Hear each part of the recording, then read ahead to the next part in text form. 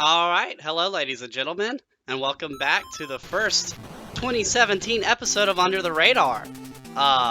You might be noticing that I am currently playing Guerrilla War, which is the same game I was actually playing last time, and failed miserably at it. So actually, between the break that I took off for the holidays, I actually played a little bit and got back to where I was before I, so foolishly loaded my wrong save state.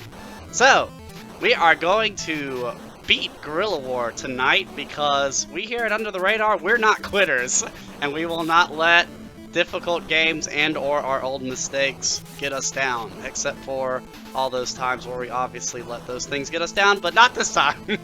Not this time. Not Guerrilla War. So we are going to complete this game, and we are going to save Cuba from the fascists.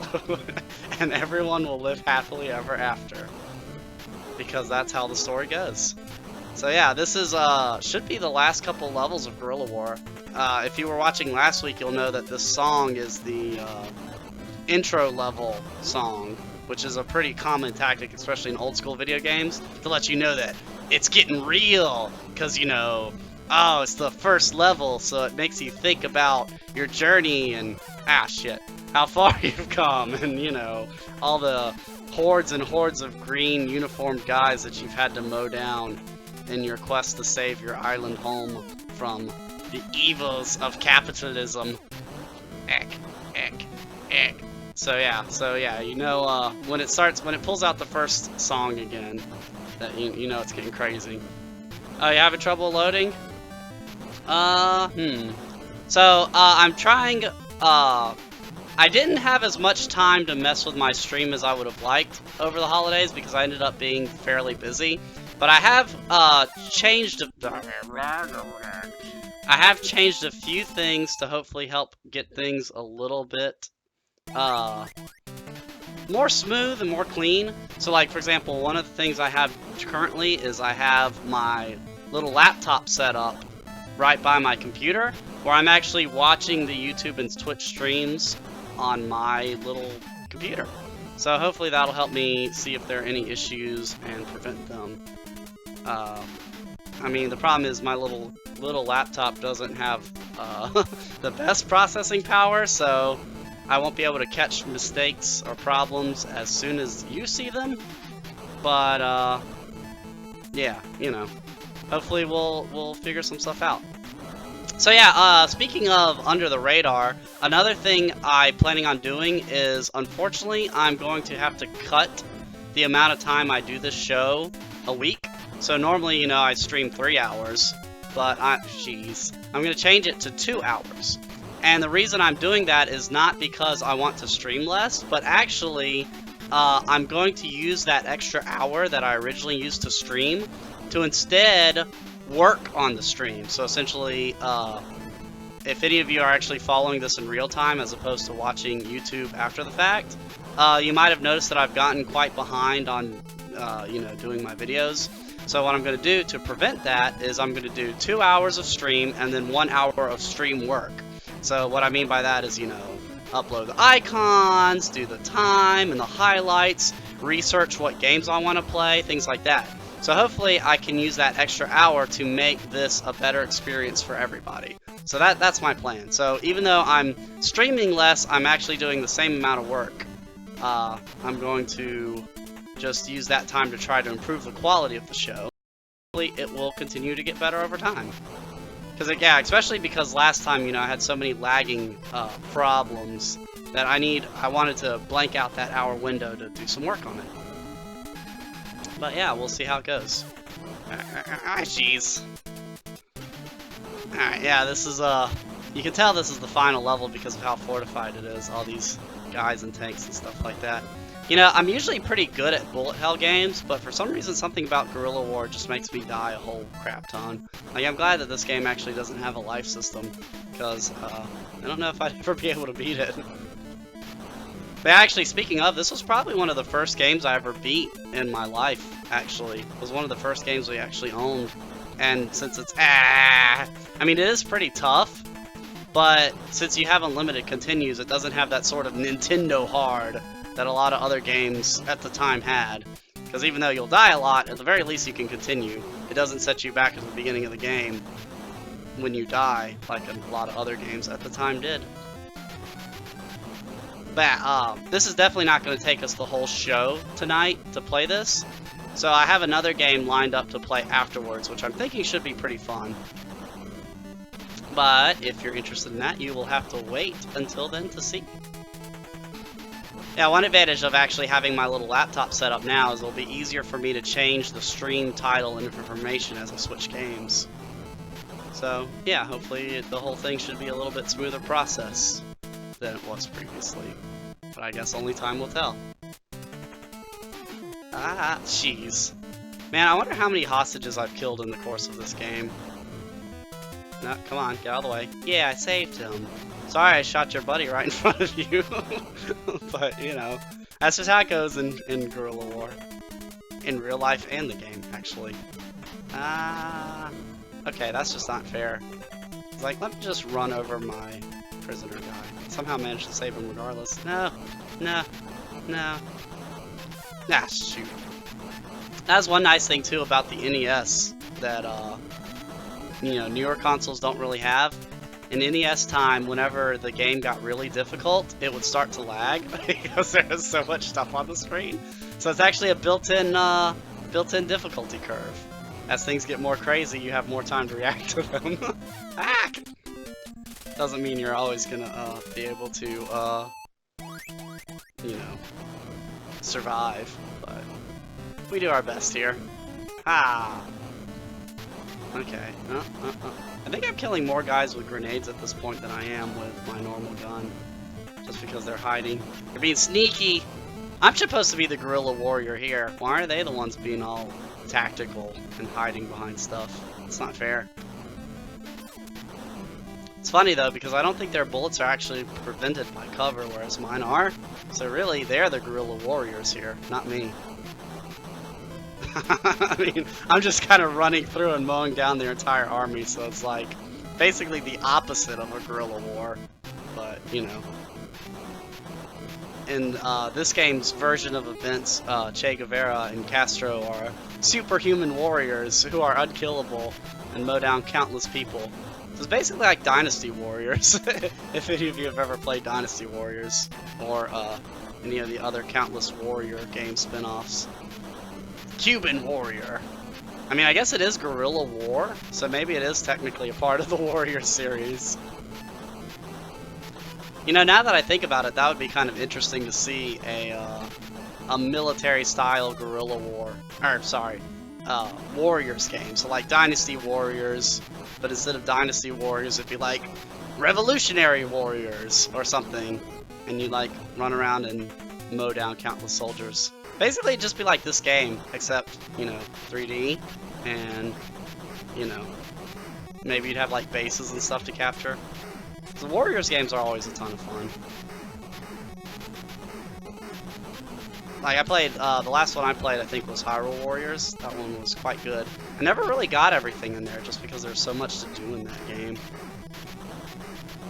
But I kind of wanted to get the one for the 3DS, because it has, Wind Waker characters in it, which Wind Waker, as everyone should know, is the best Zelda game, by far. Of course, Breath of the Wild looks like it might knock it off its pedestal, at least for me. Because yeah, that's another thing I haven't had a chance to talk on this show, because Nintendo just did their Nintendo Switch reveals recently. And I don't know about you guys, but I gotta say I'm super hyped for it, because yeah, it looks like it's gonna be good. You destroy the base. You must face the final battle with the leader. Break into the palace and destroy him.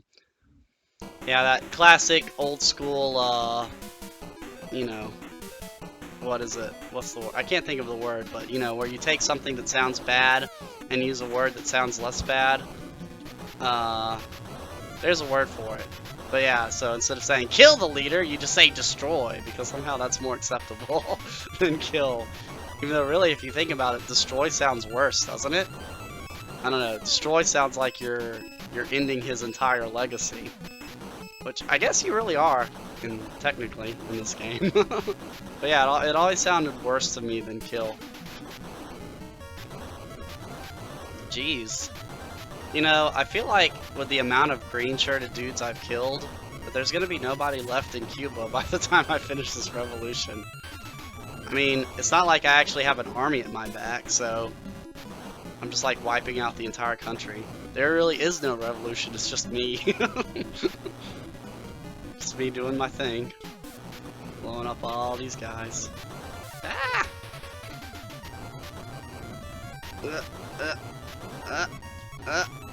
Okay, there's just way too many rocket guys. It's nice that they conveniently stand perfectly still for me, though. It's like, oh no, look, he's killed 700 of our fellow soldiers. But don't worry, I'll be the guy that kills him. I won't move from this spot until I shoot him. You know, really, that takes a lot of confidence if you think about it, to be a video game villain mook. It's like, yeah, he's really just wrecked like 6 levels, hundreds and thousands of our soldiers. But you know what? I'm gonna stand right here and I'm gonna fight him. Because dang it, I know I can be the one guy that takes him down. Oh, shoot. So I really like games that can sort of play on that trope like Bastion did. Like, I don't want to reveal too much about Bastion, but if you are somehow watching this show for whatever reason and haven't played Bastion, you should stop watching my show and go do that right now, because it's pretty great. But yeah, there's a section in Bastion that sort of plays on that trope of, you know, oh, he killed countless mooks, and we're gonna just continue to fight him, because that's the smart thing to do. Ah no, there's too many tanks! Where did they get all the tanks from? You think that tanks would be expensive, and they wouldn't have, you know, just a whole squad of like 6 tanks. I guess this is the dictator's palace, so... no, stay away. Stay away. Yeah, I'll have to apologize a little bit. I don't know what's been going on. I'm not exactly sick, but I've had like a, I don't know, sort of like a frog in my throat, I guess. Like, I've been coughing a lot, and my voice is a little off. So you may have noticed it. It's just a little bit. It's not bad, but I may not sound quite as enthusiastic as I normally do. But it's not because of the lack of enthusiasm by far. It's just because my throat's being weird. So hopefully that'll be cleared up by next week. But we'll see. Because yeah, I mean, I just took a 3-week break, so I'd hate to have to take another break because I'm sick. But you know, I don't think that'll happen. Pow. Pow, get out of there. Save the hostages. I should be getting pretty close to the end here, I would think. Oh, jeez. Not, rocket, wow, those ones, they have a weird angle. They don't travel in the way they're actually pointing. You see that shit? Oh no, I guess they're guided? That's not fair. I forgot guided missiles. That's another rule, especially of old school games, is that guided missiles are always the best weapon. Even if there are more powerful weapons, guided missiles are always the best. Like, I remember especially in Super Star Wars, which actually is probably, it might be a game I plan to show at some point. The Super Star Wars Empire Strikes Back. Because again, it's one of those old LucasArts games that, you know, you don't really see talked about as much anymore. But yeah, anyway, you could get upgrades for your blaster, and the second upgrade was guided missile. And I always thought that was way better than the final upgrades. Maybe not the final upgrade, but I would always almost use the, would rather use the guided missile than the other ones. Ah, jeez. Like, look at me, he looks really happy to be an evil dictator, doesn't he? Like, look at his face, hold on. If you didn't see it, let's go. Like, look at his face, look at that big smile. He's such a happy guy. Sorry, Batista. I guess I'm gonna have to, kill you now, because that's just the way history goes. Although, actually, Batista didn't die in the Cuban Revolution, actually. When I was doing research for this game, I was surprised to find out that, you know, he lost, but he went to Europe and lived a peaceful and happy life until he died of old age. Which is funny, but, you know, it's just how it goes, I guess. And he's actually kind of a badass. I like how he doesn't seem to have a gun. I guess he's just, like, tossing these missiles at me. It's like, here, have a missile.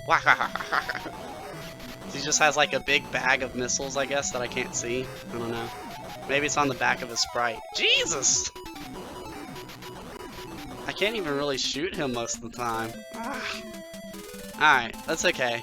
See, I have something you don't have, Batista. I have infinite continues, so you're not gonna bring me down. Never gonna keep me down. I get knocked down, but I get up again. Because you never, ow. Okay, well, you just ruined tub thumping, so I'm definitely gonna have to kill you now, because nobody can ruin tub thumping and get away with it. Oh, maybe he is missiles? That would make sense. His face does seem very, not human, huh?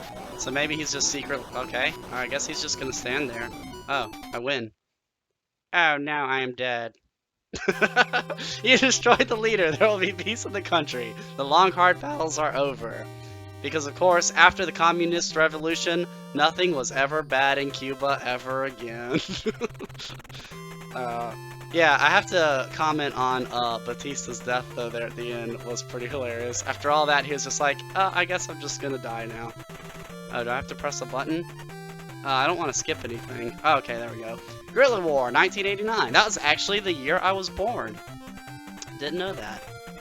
Or maybe I did know that, but I forgot. I don't know, I usually am not good at remembering dates and stuff. Now we get really happy credits music as we look at all the people who made this game. And I don't remember that. Okay. She turned into a pig, I guess. Do not remember that part of the game. It's like, yeah, let's go. Oh no, bombs are everywhere.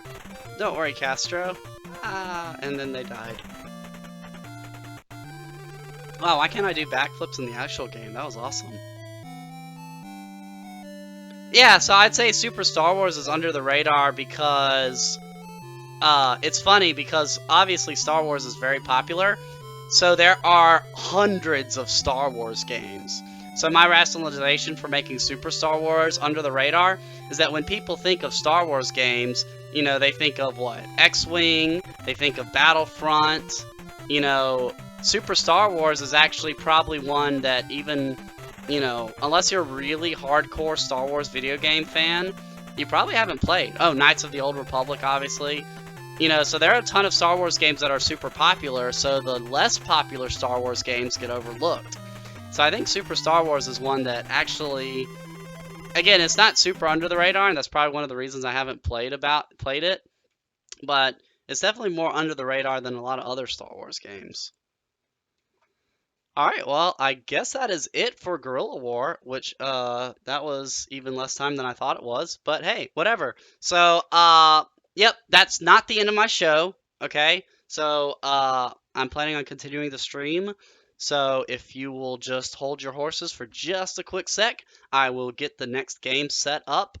So, you know, otherwise feel free to take a break, go to the bathroom, get some popcorn, whatever, and I will see you back here in a couple minutes. Otherwise, if you don't care about the show and what I'm playing next, I hope you enjoyed my Guerrilla War playthrough, and otherwise, I hope I'll see you next time. For those of you sticking around, see you in a bit. Bye.